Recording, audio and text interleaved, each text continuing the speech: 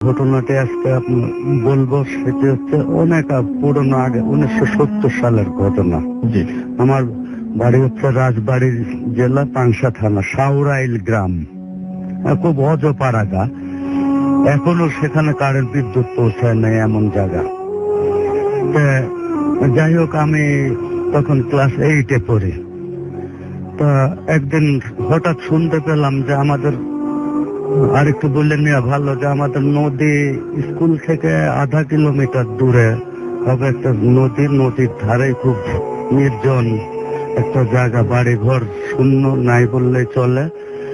হ্যাঁ, একটা কালী ঘর আছে, বট গাছ আছে, বট গাছের নিচে একটা কালী মন্দির আছে। তো মন্দিরটা যেহেতু মনে হয় খুব পূজা টুজা খুব একটা করা হয় না, অবহেলিত, ময়লা টয়লা ধরে অপরিষ্কার একটা পরিবেশ। তা নদীর ওই পারে আছে আর একটা গ্রাম, ছোট্ট একটা গ্রাম, সেখানে মাঝিদের বাস, ছোট পেশাজীবী যারা থাকে তাদের বাস, ওখানে হিন্দু।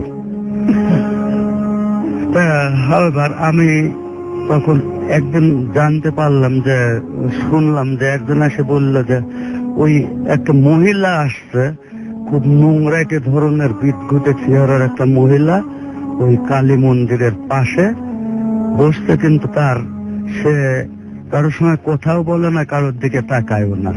সে শুধু সারা দিন খায়, একভাবে খায় যাচ্ছে নোংরা জিনিস। যেমন মনে করেন যে শামুক ভেঙে খাচ্ছে, ঝিনুক ভেঙে খাচ্ছে, মুরগির পচা নাড়ি বুড়ি খাচ্ছে, ইঁদুর খাচ্ছে।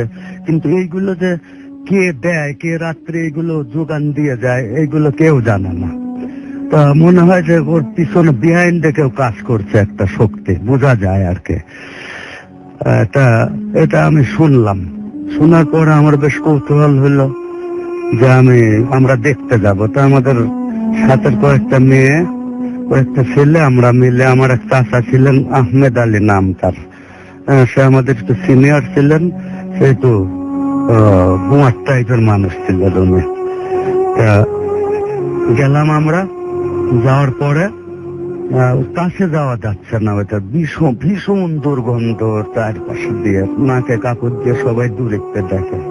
তা আমার চাচা একটু করে যায়, ওই ছোট একটা ইটের টুকরা নিয়ে গায়ে মারছে, তাতে বোঝা গেল যে সে একটু ব্যথা পাইছে। আচ্ছা। হ্যাঁ, তা আমরা সবাই, আমার মায়া লাগলো এটা গায়ে মারা দেখে মহিলাটার। তারপরে খাচ্ছে হাবি জাবি এইগুলো, এর কেউ খাবার দেয় না কেন, এত মানুষ এর খাবার দেয় না কেন? এই খাবারগুলো কোথায় পাচ্ছে সেটা আপনারা জানেন? খাবারগুলো কোথার থেকে আসছে, কে দিয়ে যায়, এগুলো রাতের অন্ধকারে কেউ বলতে পারে না। সে তো ওখানেই থাকে, কিন্তু এই খাবারগুলো কোথার থেকে আসে, এটা হচ্ছে একটা ভাবার বিষয় ছিল।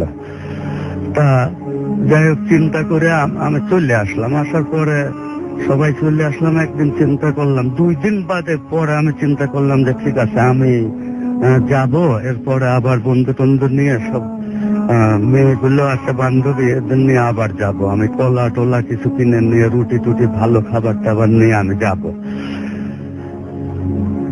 নিয়ে গেলাম কলা, নিয়ে গেলাম রুটি, নিয়ে গেলাম ভালো খাবার, পাউরুটি ছিল। এই যে আপনি খাওয়াচ্ছিলেন, এটা কেন খাওয়াচ্ছিলেন? মানে আপনার খারাপ লাগছিল? আমার খারাপ লাগছিল যে তখন তো একেবারে তরুণ বয়স, অল্প বয়স, কাঁচা মন, একটু খারাপ মায়া লাগছিল আমার কাছে। তা আমি নিয়ে গেলাম আমরা।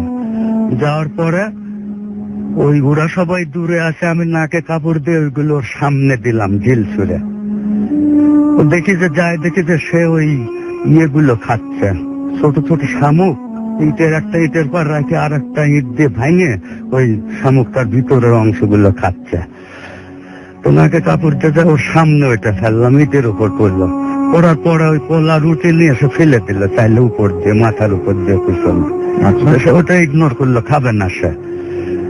তা তখন আমার একটু মেজাজ খারাপ হইলো, তখন আমি একটু ধমকের সুরেই বললাম যে পিছে আসিনি, ডাকিনি, হ্যাঁ, ভালো জিনিস খাবি না, পোষা ধোসা জিনিস খাচ্ছিস, ফকিরনি কোথাকার, হ্যাঁ, ভালো জিনিস মুখে স্বাদ লাগে না, এমন একটু গালের সুরে আমি বললাম।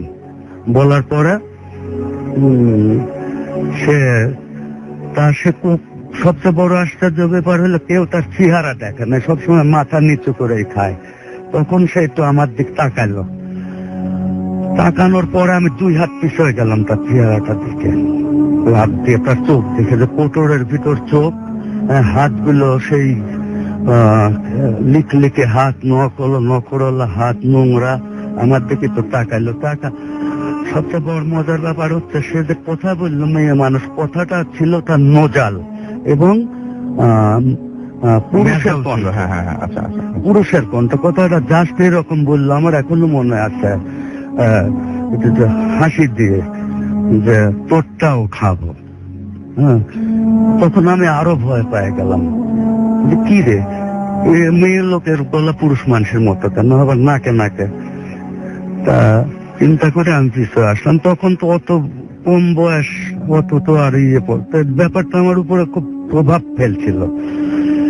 তা আমি ওইটা নিয়ে ভাবছিলাম। তারপরে রাত্রে আমি শুয়েছি, ওই দিন রাত্রে আমি শুয়েছি, এবং আমরা 2 ভাই, আমার ছোট এক ভাই ছিল কোচিং আনতার, আমরা 2জন দাদির কাছে কোলের ভিতর শোয়ার জন্য আমরা একটু ঝগড়া করতাম, ডেলি এটা হতো। তো দাদি ডেলি করতেন কি, মাঝে শুয়ে আমাদের সাইডে দিতেন। তো দাদি মাঝে শুয়ে আছে, আমি চিন্তা করতে করতে ওই ব্যাপার নিয়ে ভাবছিলাম। তখন একটু তন্দ্রা আসলো, আমার ঘুমও না আবার জাগাও না। তখন 12টা পার হয়ে গেছে রাত। বেশ হালকা আলো, জানলা খোলা, আপনার জানলাগুলো ছিল হালের, একরকম জাতীয় স্টিলের, ওইটা দিয়ে ভাঙানো, বেশ ছোট ছোট ফাঁক, 4-5 ইঞ্চি 6 ইঞ্চি ফাঁক ছিল। এটা শুয়েছি, আর এমন ঠিক 12টার পরে ঘুমের ভাব আসছে। তখন দেখে যে আমার মুখের উপর দিয়ে পেটের উপর একটা হাত আসে আমার, ওটা কিন্তু আমি দেখি নাই, কিসের জন্য মুখের উপর দিয়ে পেটের উপর আসলো, বোঝা গেল একটা পেটের উপর হাতটা এসে দেবে। আর আমি আধো জাগো অবস্থায় আমি তাড়াতাড়ি চাকায় লাগতে তাড়াতাড়ি দেখতে আমি দেখলাম যে একটা লিখে হাত আমার নাকের উপর দিয়ে চলে গেল, মাথার উপর দিয়ে জানলা দিয়ে বের করে নিল।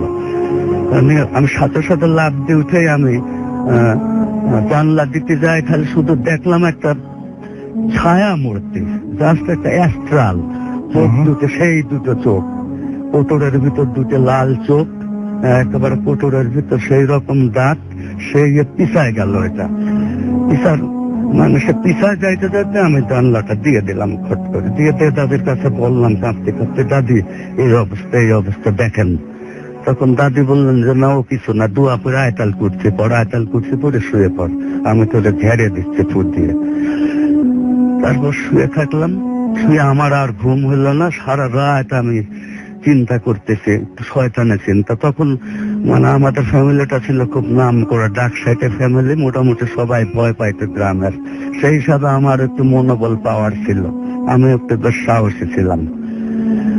পরে আমি চিন্তা করে বের করছি যে আমি ওইটার এমন শিক্ষা দেব যে ওইটার অস্তিত্বই রাখবো না। একটা ফ্যান ছিল খেজুরের গাছ কাটা, ওইটা নিয়ে আমি রওনা দিলাম, যে ঠিক দুপুর টাইমে যখন কেউ না থাকে তখন আমি ওই জায়গায় যাবো, একটা ঘাড়ের পর কোপ দেবো। আমার প্রয়োজনে আমি নানা বাড়ি চলে যায় পড়াশোনা করবো, কিন্তু ওইটারে আমি দেখে নেব। হ্যাঁ, তারপর যাওয়ার সময় গেছি, যাই দেখি যে কোনো কিচ্ছু নাই, কোনো সারা শব্দও নাই, একটা পাতা পড়ার পরিবেশও নাই। হ্যাঁ, একেবারে অপার্থিব একটা পরিবেশ হয়ে গেছে ওই জায়গা। তখন যাই দেখি ফ্যানটা আবার নিয়ে গেছে কাপড়ের ভিতর, যাতে কেউ না দেখে। কেন দেখে, যদি ওইটা খুনটা কেউ যদি দেখে তাহলে প্রুফ হয়ে যাবে এই জিনিসটা, সেই জন্য খুব সামলিয়ে নিয়ে গেছে। যায় দূরে যায় দেখি যে নাই, ওইটা নেই। কাছে যায় দেখলাম যে একটা সিঁদুর, একটা খড়গ আর একটা ত্রিশূল, এই 3টা পড়ে আছে ওই জায়গায়। তখন আমার মনে হইলো যে এটা কারণটা কি। তখন আমি চিন্তা করে দেখলাম যে ওই পাড়ে যে হিন্দু যে একটা পাড়া ছিল, ওই যে ছোট পেশার যারা থাকতো, ওদের ভিতরে কোন বৃদ্ধ সাধন করত, ওই ডাকিনী বিদ্যা প্র্যাকটিস করত, এবং ওর দ্বারাই ওইটা পরিচালিত হচ্ছে। ওইটা যে ওর দ্বারা পরিচালিত হচ্ছে এর ভিতর কোনো সন্দেহ নাই। তো আমি চিন্তা করলাম, কিন্তু গ্রামের মানুষ অত কিছু জানে না, ওরা জানে পাগলি, ও খাচ্ছে পেট বাঁচানোর জন্য, এর বাইরে ওরা আর কিছু জানে না। আর তাছাড়া তখন মানুষজন অনেক কম ছিল, পাকিস্তান পিরিয়ড তো, স্বাধীনতার 1 বছর আগে। তা আমি তো বই টই পড়তাম মোটামুটি, মাসুদ রানা, কুয়াশা, সেই সময় বিভিন্ন ছিল।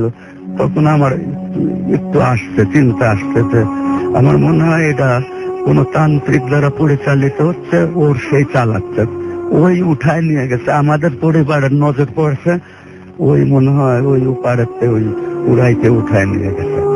যাই হোক, আমি পেলাম না, আমি গেলাম। কিন্তু সবচেয়ে মজার ব্যাপার হচ্ছে আমার চাচাটা যে ঢিল ছুটছিল, তার কাছে ব্যথা যে লাগছিল, এই চাচাটা আস্তে আস্তে অ্যাবনর্মাল হইতে শুরু করলো, অস্বাভাবিক তার চালচলন হয়ে গেল, কথাবার্তা।